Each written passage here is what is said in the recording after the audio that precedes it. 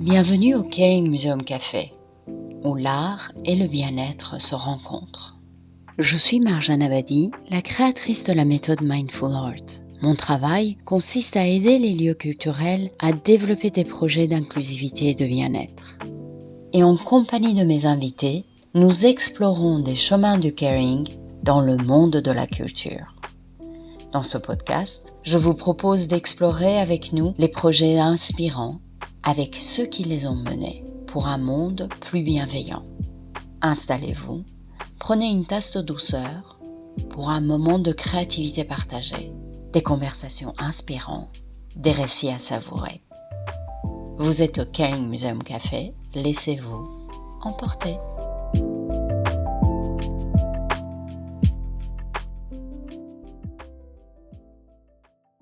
Donc, si vous m'entendez, j'aimerais juste vous souhaiter la bienvenue ainsi qu'à Sophie, en la remerciant d'avoir accepté ce premier rendez-vous. Bonjour Sophie. Bonjour tout le monde. Merci d'avoir accepté ce tout premier rendez-vous. Je voudrais juste, si vous permettez, repositionner le fait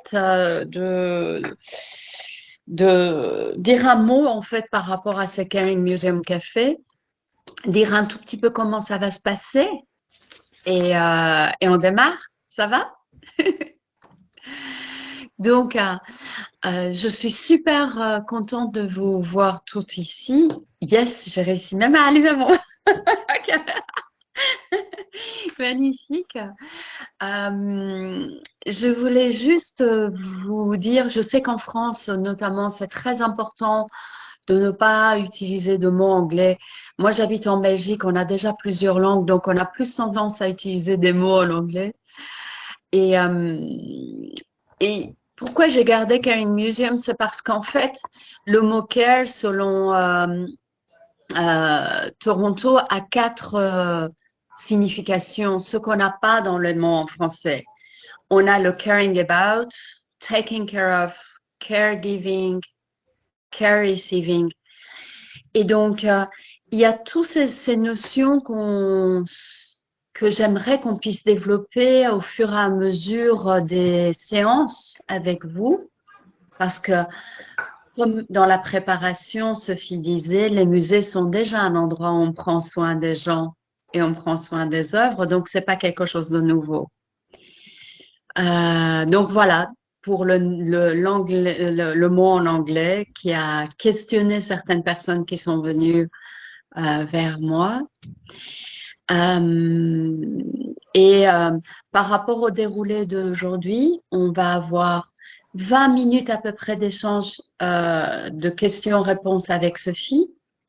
Et après, on vous laisse déguster votre café et poser des questions à Sophie à votre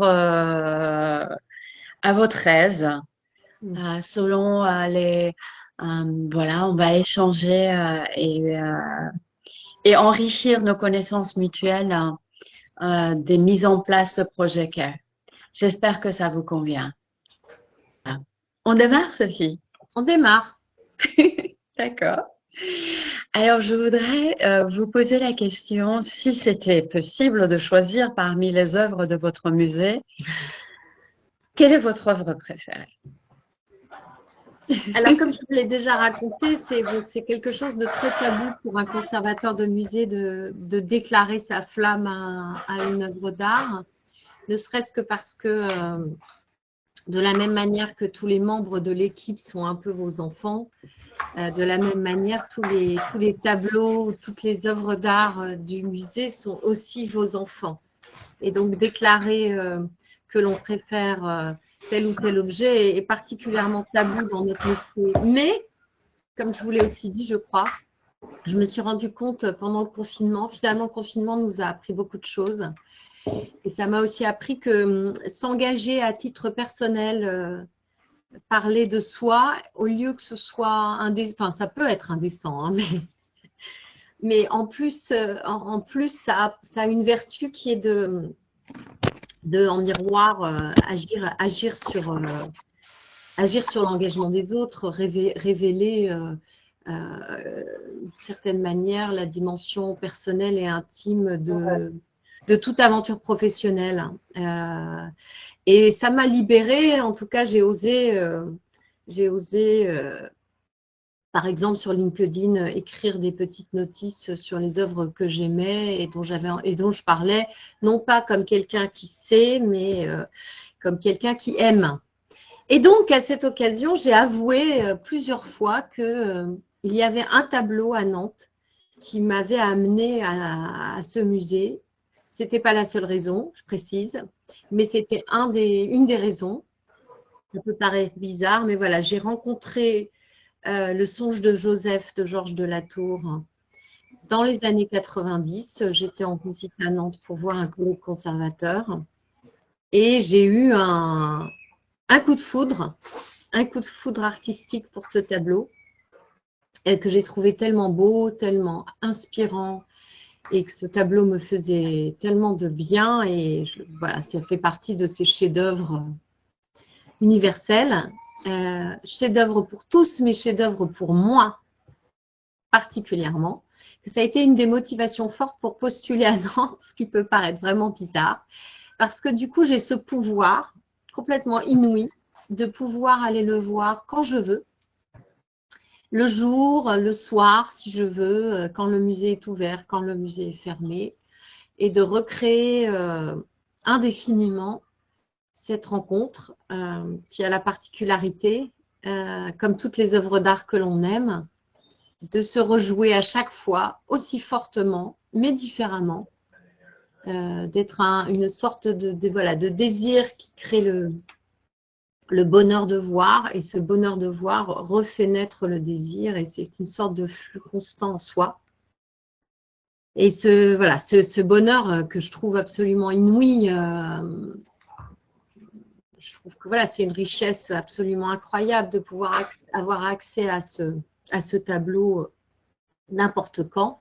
Et évidemment, c'est à la source de ma vocation, je pense, pas ce tableau en particulier, mais ce sentiment que j'appelle souvent une épiphanie, hein, c'est une espèce d'éveil en soi, qui est quand on accepte de rentrer dans cette relation, qui est un outil de survie très puissant, un outil de vie et de survie très très puissant. Donc chacun à notre échelle, on peut donner aux autres des outils de vie et de survie, et je me suis rendu compte aussi pendant le confinement que si c'était si dur d'avoir fermé les musées, pour moi, c'était parce que c'était inacceptable de dire à l'autre « ceci n'est pas essentiel ». Je ne pouvais pas accepter ça. Tout en étant raisonnablement, bien sûr, en comprenant raisonnablement ce qui avait motivé cette décision, elle heurtait quelque chose de fondamental dans mon choix d'être là. Et être seul, tout seul face au tableau, dans un musée, ce qui contredit ce que j'ai dit auparavant, c'est insupportable en fait. Ça n'est pas le sens de ce que nous faisons. Et ce qui m'a amené d'une certaine manière aussi à l'échange que nous avons aujourd'hui. Je me suis devenue de juste quelqu'un qui fait l'expérience pour lui-même de la beauté et qui essaye tranquillement de le partager.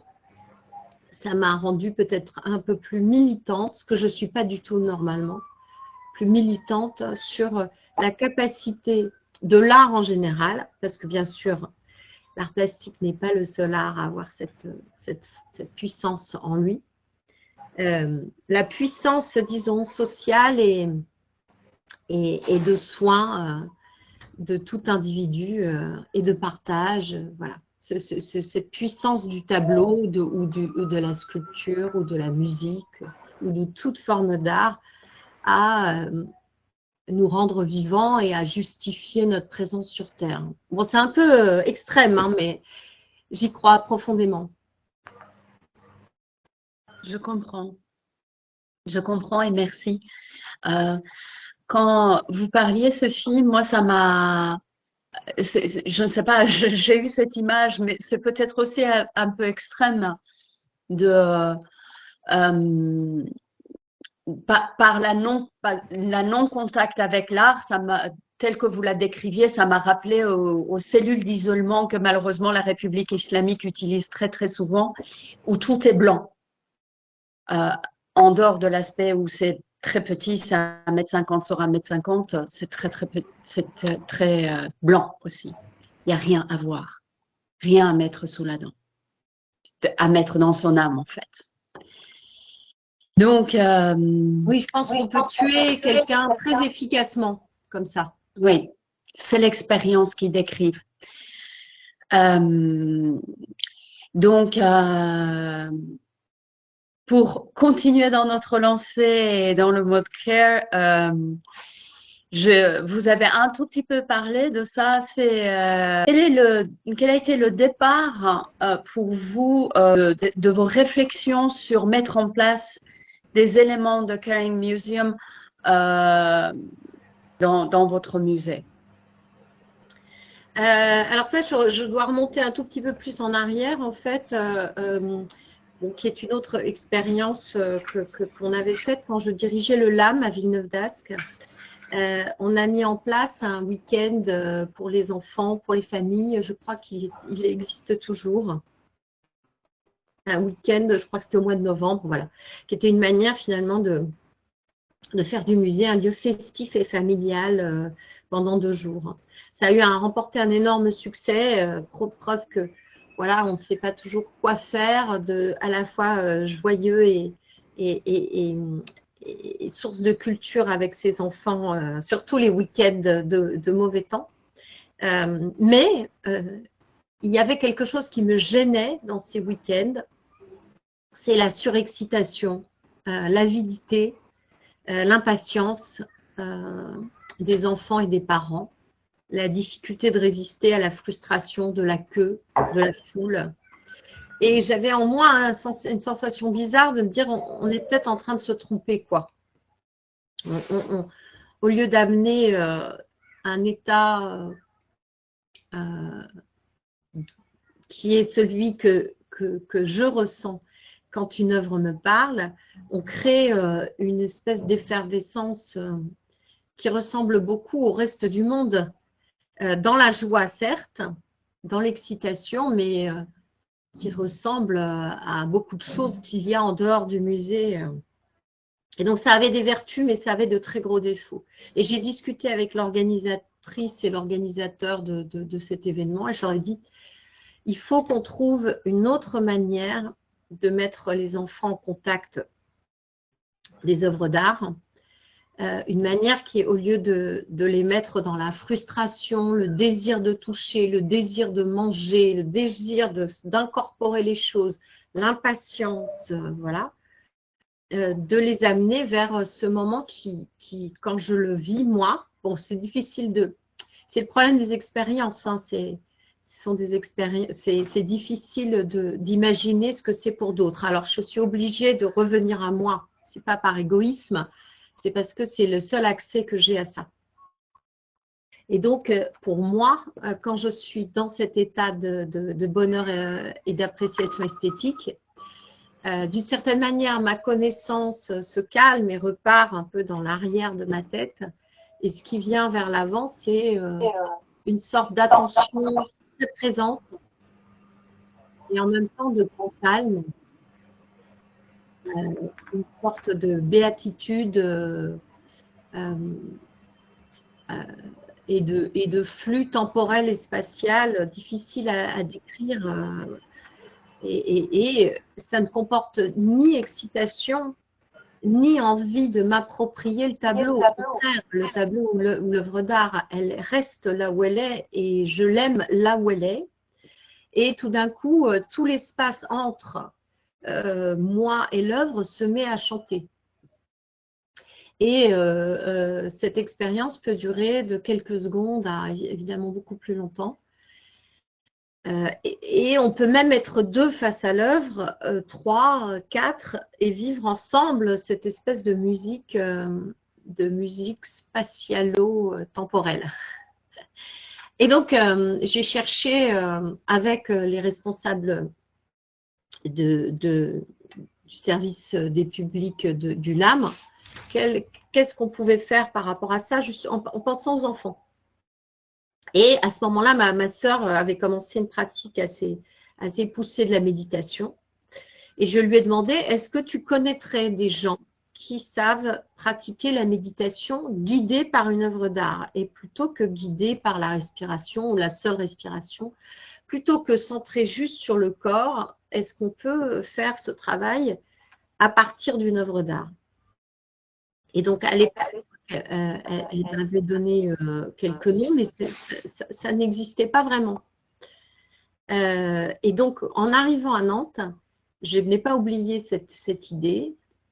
Et ça me semblait la manière la plus juste de faire ce travail de soins sans se prendre pour un médecin. Alors, je suis en train de me rendre compte que je suis habillée un peu comme une infirmière là, mais je ne me prends pas pour… je ne suis pas le docteur Lévy, je ne sais rien du corps des autres.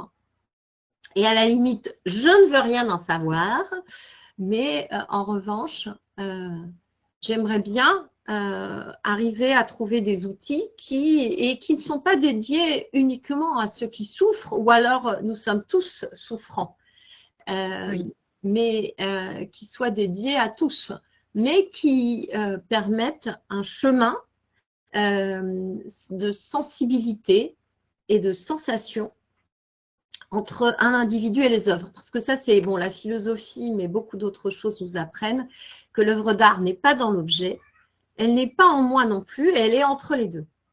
Et donc, ce chemin, voilà. Et donc, la méditation me semblait la voie juste qui n'était ni médicale purement, ni artistique purement, et qui n'était surtout pas un chemin de connaissance et d'érudition, même si l'érudition joue une part fondamentale dans la relation qu'on a aux œuvres d'art. Mais ce lien pouvait peut-être se faire par le biais de la méditation, dont on commençait à découvrir scientifiquement les effets bénéfiques sur les individus à court et moyen terme et long terme. Il commençait à y avoir des travaux de recherche sur l'effet puissant de la méditation. Voilà. Sachant que moi-même, je suis une pratiquante tout à fait occasionnelle et je ne peux pas dire que je maîtrise le sujet bien. Mais voilà, c'était plus une espèce de moyen de… Voilà, c'est comme ça que j'ai cheminé vers l'idée. Et parallèlement, bien sûr, Nathalie Bondil, ça je pense que vous en avez tous entendu parler, a commencé à travailler à Montréal sur la question du soin et du musée sur ordonnance, et ce qu'elle appelle maintenant la muséothérapie.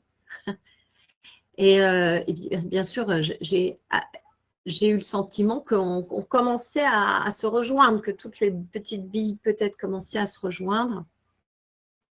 Et voilà, quelle peut être la muséothérapie ou comment mettre en œuvre de manière concrète la petite épiphanie personnelle que l'on peut chacun ouvrir en soi face à une œuvre d'art, sachant bien sûr qu'il y a une totale liberté dans le choix de son objet d'amour. Voilà le chemin. Et on n'est pas au bout puisque, comme on en a parlé, Marjane, j'ai encore la mise en place de ce programme reste complètement à faire à Nantes. On est encore dans les balbutiements post-Covid, ce qui peut paraître très long, mais je n'y suis pas encore.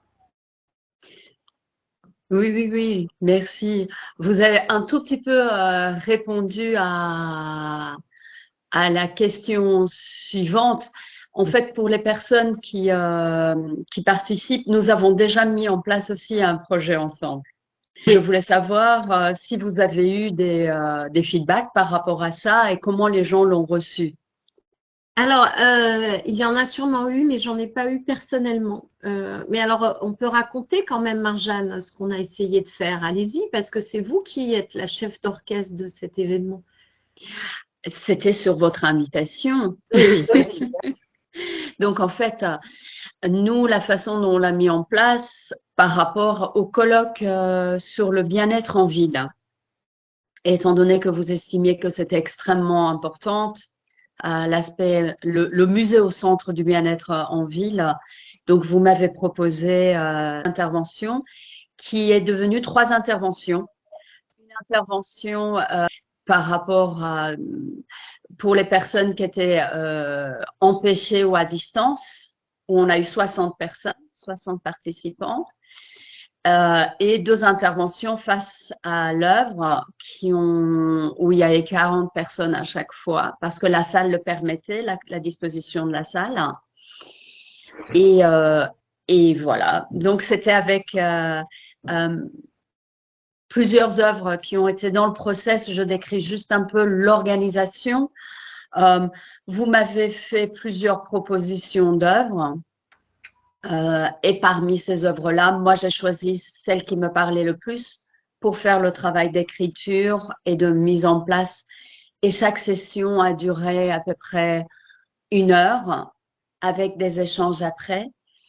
Et ce qui me touche, vous parlez d'épiphanie et je suis tout à fait…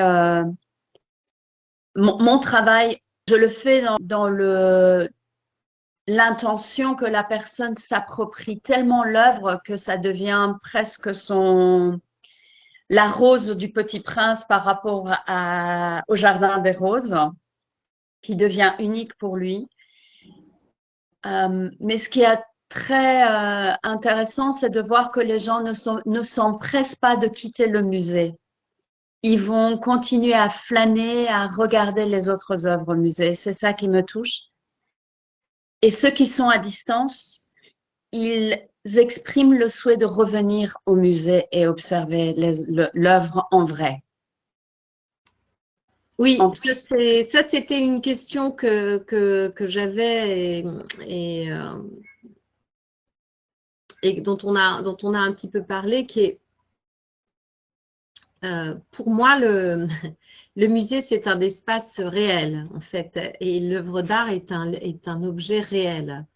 Cette épiphanie, personnellement, je ne suis jamais tombée amoureuse d'une œuvre d'art par écran interposé pour le moment.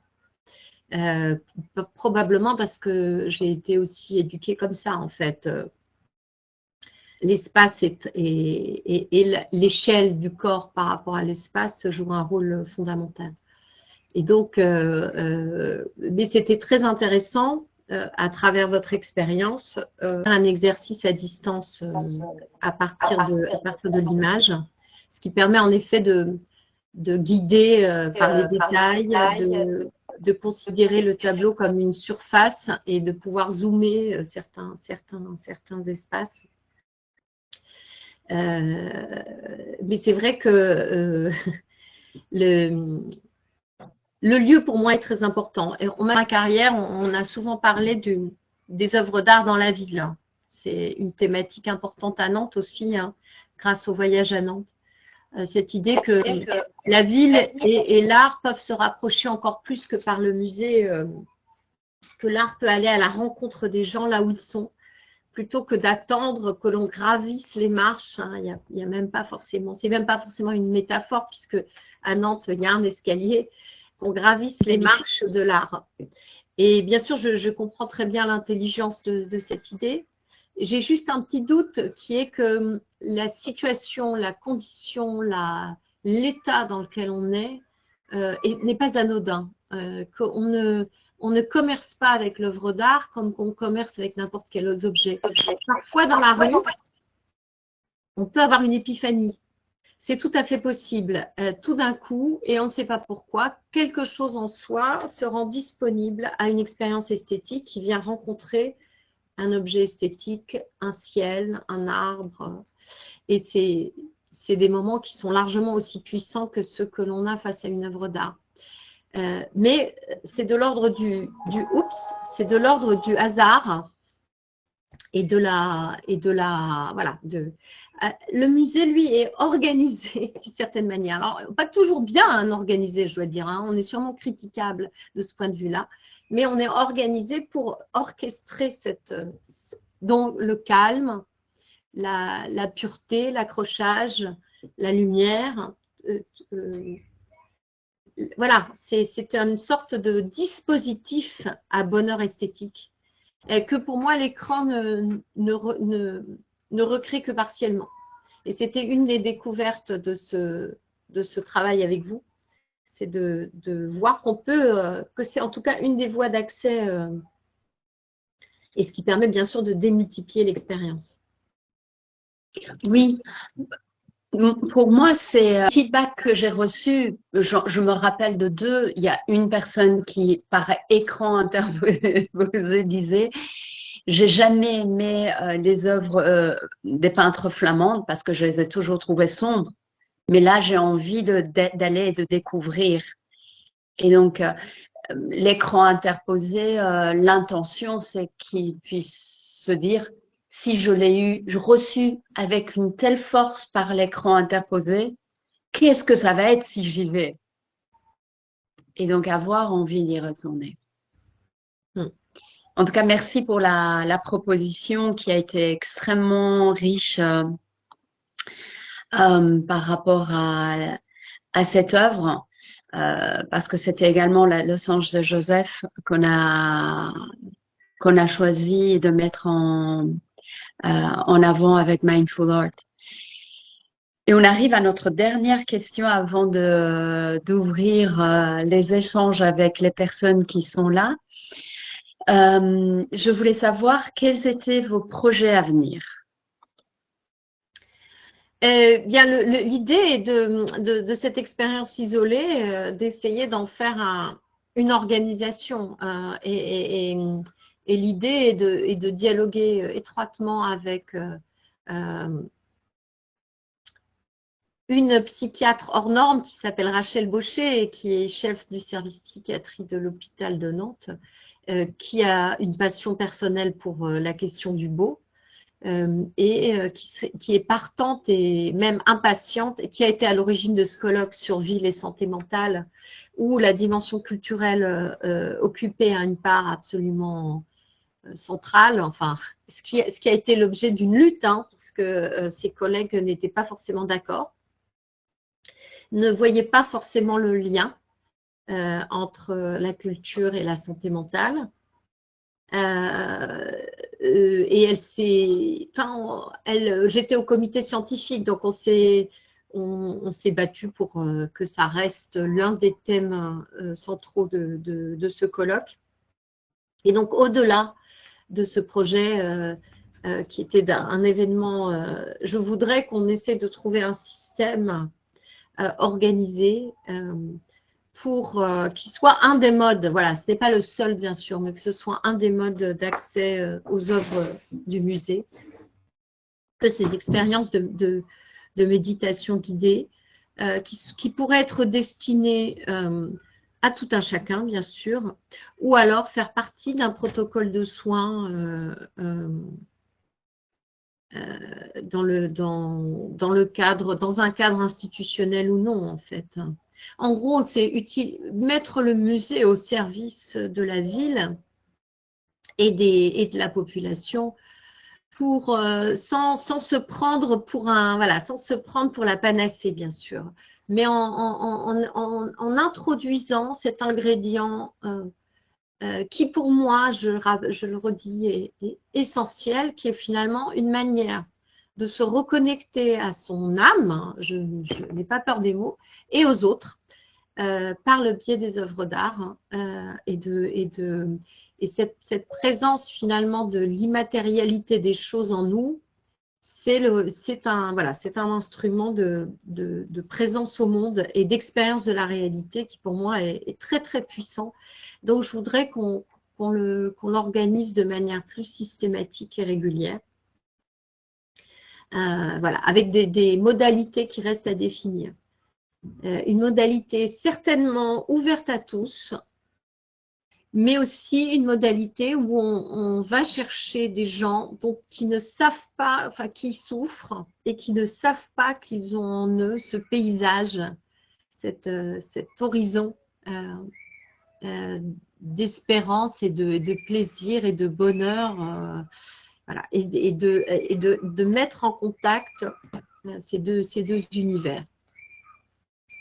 Voilà. Et ça, mais tout reste à construire. Tout reste à construire parce que je peux peut-être juste en dire un mot parce que je pense que mes collègues, les autres personnes autour de cette réunion qui travaillent dans les musées ressentent à une échelle ou à une autre les effets dévastateurs de la crise du Covid, qui ne sont pas que des effets à court terme qu'on a dépassés. Hein. Certes, la fréquentation des musées est revenue, mais on est encore dans un moment où les gens sont fragiles, les jeunes en particulier, et où, même dans nos équipes, hein, je le ressens maintenant, avec un effet retard dans les musées, peut-être parce qu'on a cru que voilà, notre mission nous protégerait.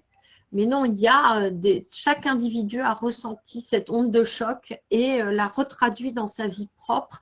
Et il y a beaucoup d'arrêts, beaucoup de départs. Il y a des cheminements personnels très, très violents en ce moment. Et donc, je pense que ça a une vraie utilité, à la fois pour nous en tant que professionnels et pour nous en tant que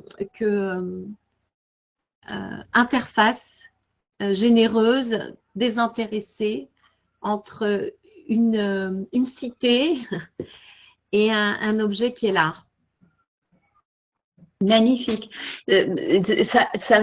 On boucle presque la boucle en revenant aux 4 définitions de care. On ne peut pas prendre soin des autres si on ne prend pas soin de soi. Donc la conscience de soi et la prise en compte de soi y est pour beaucoup. Et dans ce que vous dites, Sophie, depuis le départ, quand vous avez commencé à décrire votre démarche, ça me fait fort penser à un poème de Rumi qui m'a toujours guidée depuis ces 5 ans que je mets en place Mindful Art. C'est un poème où il décrit, où il dit, il y a 2 types de savoir. Il y a un savoir qui nous vient des maîtres, avec des livres, avec de l'apprentissage de l'extérieur. Et il y a quelque chose qui est en nous, comme une lumière, comme une fontaine qui n'attend qu'à se réveiller. Et la description que vous donnez par rapport à votre souhait de mettre en place des choses, c'est de cette deuxième type, c'est-à-dire venir réveiller qu'il y a déjà quelque chose qui est déjà en nous. Oui, ça me parle beaucoup. Merci beaucoup. Merci infiniment. Voilà, je pense qu'on a de la belle nourriture pour échanger sur cette base-là. La balle est dans votre camp, chers participants, participantes. Je vois que Malvina, vous avez allumé votre micro. Oui, alors du coup, merci pour cette intervention. Du coup, c'était très intéressant. Et vous aviez indiqué que l'idée vous était venue lors de l'organisation d'un week-end en famille. Et du coup, entre-temps, est-ce que vous avez déjà eu l'occasion ou l'opportunité, soit au Musée des Beaux-Arts de Nantes, soit par Mindful Art, de faire des choses justement en direction du jeune public? Alors personnellement, non, parce que je n'y suis pas arrivée au LAM. Et là, l'expérience que nous avons faite avec Marjane était plutôt à destination des adultes. Mais ça fait partie de mes objectifs, oui, c'est qu'il y ait une dimension dédiée aux enfants. Parce qu'en effet, je pense que tout se joue, beaucoup de choses se jouent quand même dans le très jeune âge. Et plus tôt on donne ces outils, mieux peut-être l'expérience de l'art pourra s'installer. Même si je n'oublie pas non plus que la clé de la transmission de la question artistique, elle se fait aussi par les familles. Donc peu importe en fait par où on tape, on va finir par revenir aux enfants peut-être. Mais les enfants, je suis d'accord, je pense que ça suppose, je pense, des séances dédiées, peut-être du fait de la longueur, peut-être du fait des mots utilisés, peut-être du fait, je ne sais pas. Ça fait partie mes idées, hein, c'est qu'il y ait des séquences dédiées aux enfants. Je pense qu'on peut commencer très tôt. J'en profite pour vous dire que la prochaine séance qui est début juillet, ce sera avec Galadriel Lesage et une de ses collaboratrices qui ont mis en place quelque chose pour les très jeunes enfants. D'accord, Donc, ça sera dans quel lieu? ce sera pareil. En fait, on va reproduire les Caring Museum Café régulièrement, tous les mois. Ce sera sur une base mensuelle. La question, c'est dans quel musée l'expérience avec les très jeunes enfants? Bonjour. Ah, Peut-être que bonjour Galadriel. Je te laisse répondre. Donc, bonjour à tous, je suis Galadriel Lesage et je suis chargée des publics au musée de l'Hôtel-Dieu de Mantes-la-Jolie, un petit musée municipal dans les Yvelines. Et en effet, nous avons mis en place avec Perrine Alliot des temps, des séances parents-bébés. Donc là, on est vraiment du coup pour les tout jeunes enfants et leurs parents autour de la sophrologie et de l'approche sensorielle des œuvres. Voilà.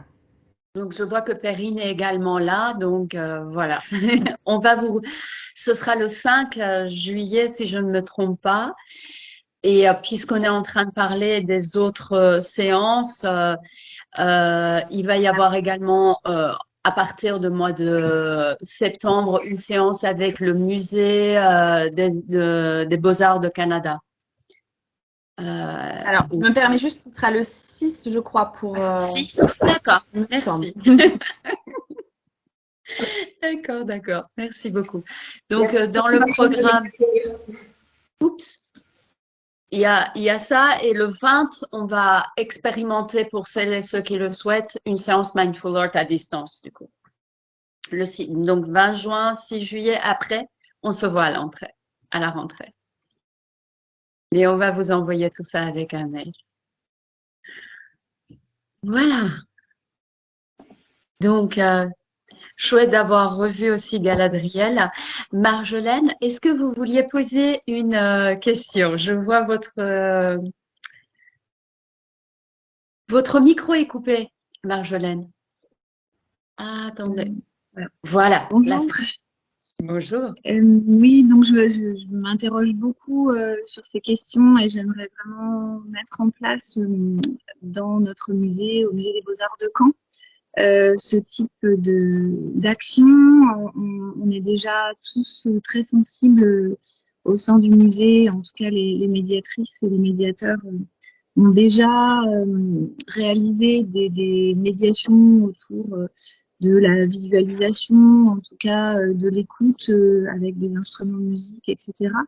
On est très avide d'une formation. Alors, je vous avais déjà contacté pour vous demander dans quelle mesure vous pourriez nous aider et nous accompagner pour que nous, médiateurs, on puisse effectivement se plonger, alors peut-être pas dans ce qu'on appelle Mindful Art, mais en tout cas accompagner au mieux les visiteurs, d'autant que de plus en plus, on a ce type de demande. Alors, ça se fait par ricochet parce que dans notre musée, on organise des séances de yoga dans les salles. Ça fonctionne très très bien. Et donc, c'est vrai que voilà, on a envie de continuer. On a réalisé aussi des séances de sophrologie. On a mis en place des bains de gong également au musée. Donc, il y a une véritable ouverture qui va dans ce sens, que ce soit pour les familles ou les publics adultes. Et donc, voilà, enfin, j'ai vraiment envie, oui, de mettre en place et d'approfondir ces questionnements et en tout cas de peut-être même changer ma pratique de médiation pour aller plus vers une médiation qui va vers une écoute, un élargissement sensoriel. D'accord, merci beaucoup. Marjolaine, est-ce que vous souhaiteriez que ce soit moi qui réponde ou Sophie? J'avais l'impression que ça s'adressait plus à moi. Oui, Ok. En fait, la première chose, c'est que on puisse apprendre soi-même à prendre soin de soi, à s'arrêter. Sophie l'a très très bien décrit quand elle disait les mots qu'elle a utilisés étaient extrêmement précises, l'impatience, la envie de passer à autre chose, envie de faire vite. Donc il y a une espèce de curiosité qui peut essayer de pédaler à 400 km à l'heure. Et il y a la curiosité tranquille qui goûte chaque chose et apprendre cette attitude de débutant qui fait que un enfant qui a 3-4 mois en fait ne voit pas un hochet comme un outil qui fait du bruit, mais comme quelque chose qui a un goût quand on le mange, quelque chose qui a des dessins, quelque chose qui a une texture et qui fait accessoirement du bruit. Donc, cette attitude cet esprit du débutant, on l'apprend. Donc, c'est vrai, je suis en train d'écrire une formation, de structurer une formation et on peut en parler par la suite ensemble. Ce que je peux vous proposer, c'est également de vous inspirer des méditations qui sont proposées dans le livre, si vous l'avez déjà, parce que dans le livre, j'ai pris le soin de choisir des œuvres qui allaient des œuvres préhistoriques à des œuvres très contemporaines. Et donc, ça vous donne une idée de comment est-ce que ça peut se décliner. Mais on peut en reparler. Je voudrais ajouter quelque chose à propos de la question du yoga dans les salles, parce qu'on a aussi pratiqué le yoga dans les salles et on a aussi fait une séance de méditation, mais détachée des œuvres dans les salles. En fait, le musée comme décor ou comme espace où on pratique des activités de sophrologie ou enfin toutes ces activités, voilà, me semble intéressant, mais le problème pour moi, c'est que les œuvres ne sont pas concernées en fait. Elles sont là comme quelque chose qui participe à un environnement agréable. Et ce que je trouvais intéressant dans la démarche de Marjane, c'est que c'est à partir d'une œuvre d'art qu'elle crée la méditation.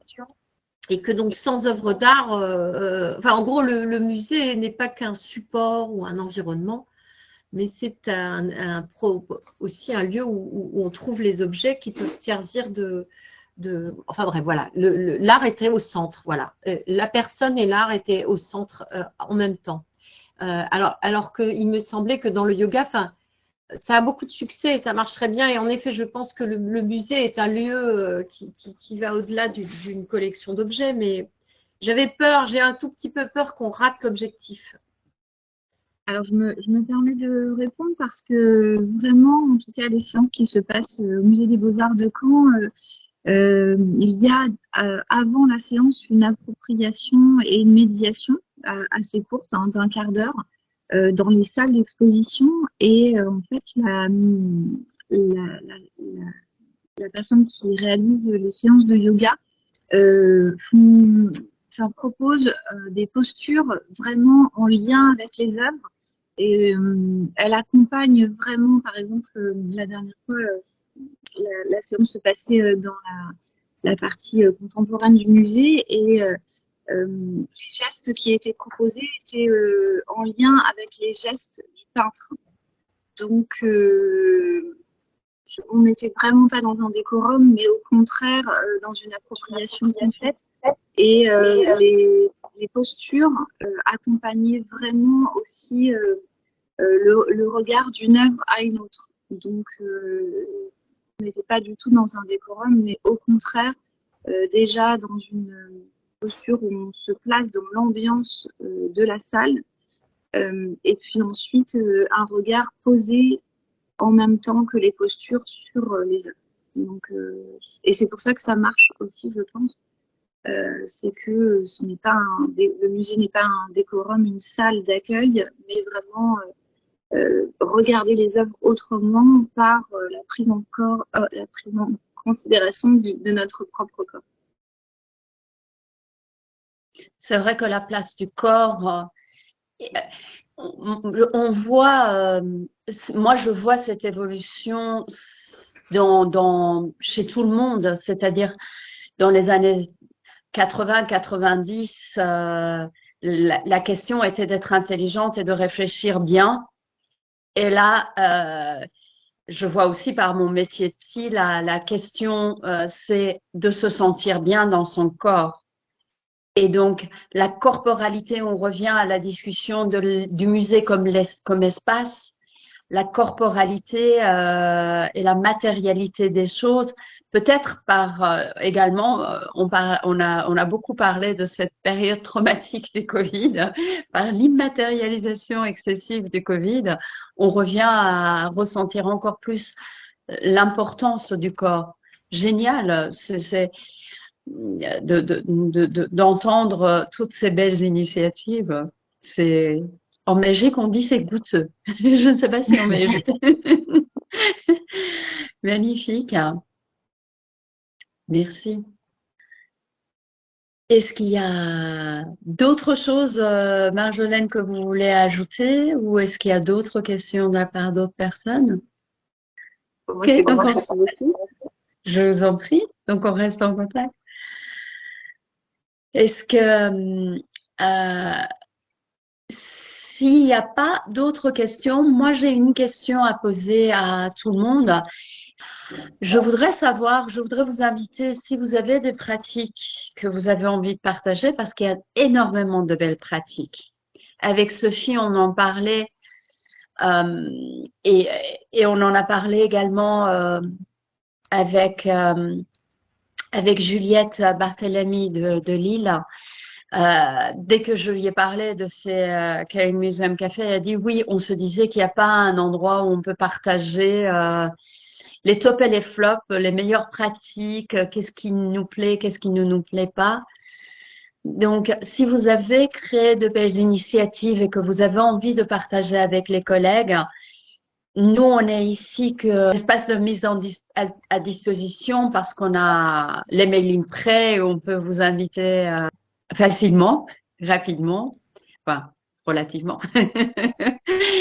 Mais en tout cas, on la met à disposition pour qu'on puisse échanger ensemble. Kathleen, vous dites que vous avez envie de partager. Est-ce que c'est pour ici ou c'est par rapport à... D'accord, allons-y. Vous êtes de quel musée, Kathleen? Bonjour. Je suis d'un tout petit musée à Loctudy, donc c'est un petit écomusée. Et j'ai organisé justement ce samedi pour la Journée mondiale du bien-être un atelier où l'idée c'était de prendre le contre-pied du passé de ce musée, puisque c'est une ancienne usine de transformation du poisson, donc c'est un lieu où il y a eu beaucoup de souffrance, beaucoup de pénibilité au travail. Et l'idée c'était vraiment de proposer aux habitants de se réapproprier ce lieu pour changer finalement de regard dessus et d'essayer d'y trouver des éléments qui sont liés au bien-être. Et ce que je voulais du coup souligner dans ce témoignage, c'est que ça a été très difficile d'amener les habitants qui ont cette vision assez figée finalement de ce lieu vers une autre perspective. Je pense que je réitérerai vraiment cette initiative sous d'autres formes pour essayer progressivement à les y amener. Mais c'est là tout l'enjeu qu'il peut y avoir entre un musée de beaux-arts et un écomusée. C'est que les écomusées sont moins des lieux de contemplation, de beauté. On va avoir des machines qui sont fortes de sens, des outils aussi. Et je trouve que c'est un enjeu qui est encore plus stimulant parce que le défi est même peut-être plus grand, en fait, de changer la représentation que les gens ont de ces espaces. Donc voilà, c'était pour donner un petit témoignage sur un autre niveau de difficulté qu'on peut avoir dans les environnements muséaux selon les collections qu'on a à notre disposition pour apporter du bien-être et de la pleine conscience effectivement aux usagers, aux visiteurs et visiteuses. Génial. Et comment est-ce que quel était le programme que vous avez mis en place? Alors, comme les gens ont encore, je m'en suis rendu compte, beaucoup de mal avec le mot bien-être et le mot méditation. Moi, je vis vraiment dans une petite station balnéaire. On a des personnes âgées qui n'y sont pas du tout sensibilisées ou habituées. Donc, il y avait un peu cet effet de recul de se dire, moi, la méditation, c'est pas pour moi.